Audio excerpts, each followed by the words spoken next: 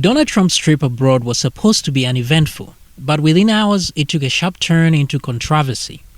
Pressed by reporters about the past relationship with Jeffrey Epstein, the president made a firm denial. I'm focused on making deals. I'm not focused on conspiracy theories that you are.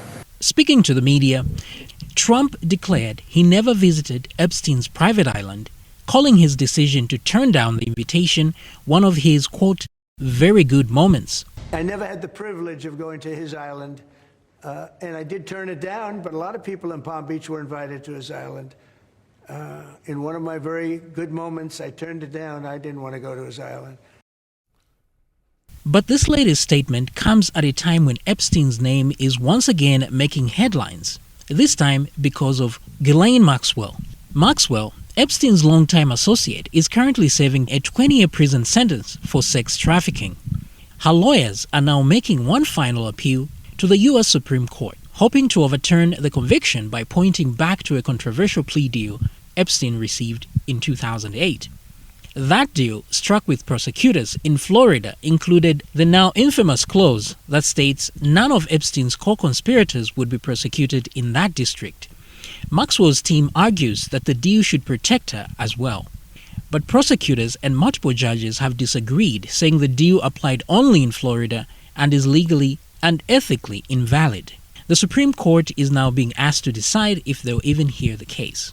Legal experts say odds are very slim. Only about 2% of such appeals are accepted. But that hasn't stopped speculation. Meanwhile, Trump's reluctance to completely rule out a pardon for Maxwell has only fueled the fire. When asked if he could consider it, his response was vague. Well, I'm allowed to give her a pardon, but nobody's approached me with it. Nobody's asked me about it. It's in the news about that aspect of it, but right now it would be inappropriate to talk about it. So, legal analysts argue the easiest thing any president could say is simply no. But Trump's history of issuing surprise pardons has some wondering if Maxwell could be next. Behind the scenes, reports say Maxwell recently met with Justice Department Deputy Attorney General, possibly seeking leniency in exchange for cooperation. But experts remain skeptical that the DOJ would accept her as a credible witness. And as calls grow for lawmakers, some even from Trump's own party, to unseal Epstein's full financial records and expose the network behind the scandal, the pressure is mounting.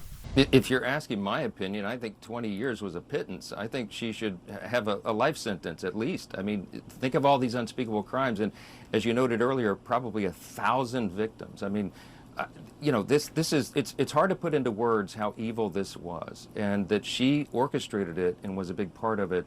At least under the criminal sanction, I think is an unforgivable thing. So, again, not my decision, but I have great pause about that, as any reasonable person would.